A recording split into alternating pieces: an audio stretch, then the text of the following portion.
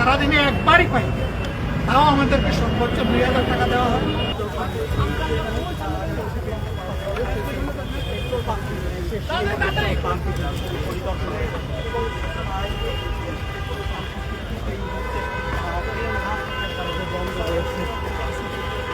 সামনে থেকে যাই হবে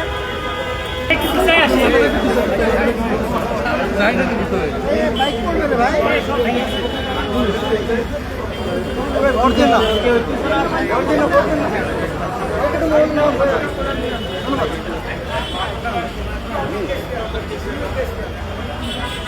ভাই ক্যামেরা পিছনে না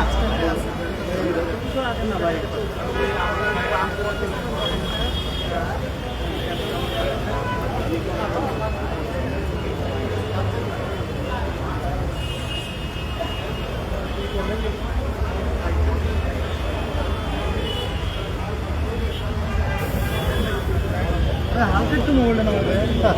আরেকটা কথা বলে ভিতরে বেশি বিক্রি হয়ে যাবে।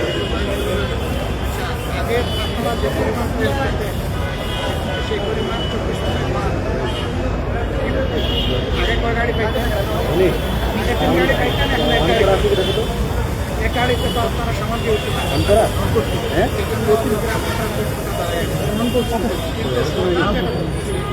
আমাদের জ্বালানি মন্ত্রী যে বিবৃতিটা দিয়েছে বলেছেন যে আগের চেয়ে বেশি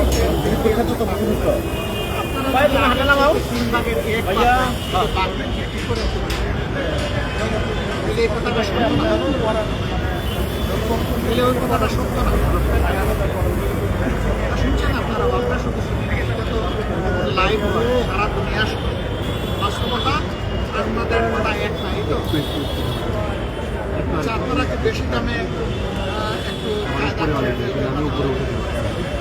আপনারা করেন এবং সেটা একদম পেট্রোলের কিছু নাই।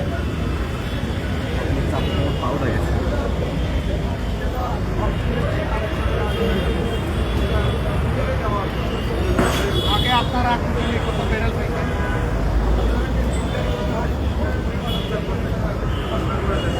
24,500 লিটার, আর এখন পাচ্ছেন 4.5।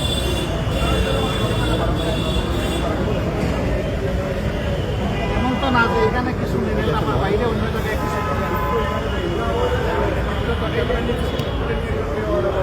আমার হচ্ছে কি, আমাদের একটা কথা সংসদের ভিতরে বলা হচ্ছে, আমরা বলি মহান জাতীয় সংসদ, পবিত্র জাতীয় সংসদ বলি না, সেখানে একটা কথা বললে তো এটা হিসাব দিতে হয়, হিসাব নিতেও হয়, আমাদের দুইটাই দেওয়া লাগে নেওয়া লাগে। এই জন্য আমরা বাস্তবে এই অবস্থাটা বোঝার চাই না।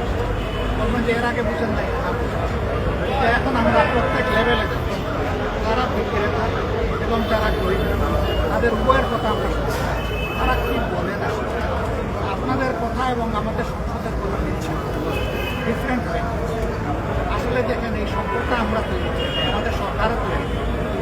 এইটা বিশ্বে একটা যুদ্ধ শুরু হয়েছে, তার একটা কুফল হিসাবে আমাদের দেয়, কিন্তু আমাদেরকে সত্য কথা বলতে আমাদের বাস্তবে যা সমস্যা আছে এটা তুলে ধরবে, সবাই বুঝবে, তখন কেউ অসহিষ্ণু হবে না, ধৈর্য।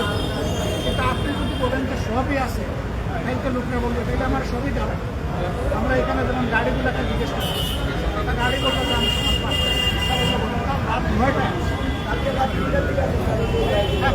রাত 9টার লোক আছে বলে যে এরপরে আমি যখন কাছে চলে আসি এখন জানি যে তেল আমি কী করবো, আমি তো এখানে পড়ে আছি।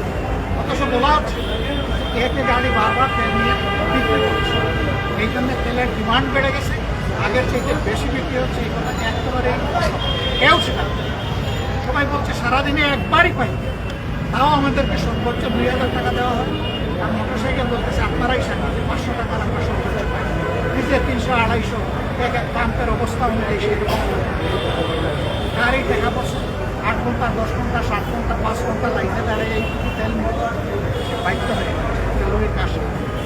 আমরা দুঃখিত যে আমরা এর থেকে জনগণের ন্যায্য চাহিদা পূরণ করতে পারছি না, অন্যদিকে দুঃখকে আমরা বিদ্যুৎ বানাই। এটা আসলে জাতীয় লজ্জাই, আমাদের খারাপ। তাই সত্য কথাটা বললে অসুবিধা। আমি তো আগেই বলেছি এই সম্পদ সরকারের সৃষ্টি, এটা ইরান ইসরায়েল যুদ্ধের কারণে। সবাই মিলে আমরা বুঝবো, সেইভাবে চলবো, মিথ্যার আশ্রয় নেওয়ার জন্য, জনগণকে ধোঁকা দেওয়ার জন্য। ভালো থাকবেন ভাই। আর আমাদের অনুরোধ আপনারা যা পাবেন স্বচ্ছতার সাথে এই কাজটা করবেন। পাবেন না কি করার আছে। Thank you.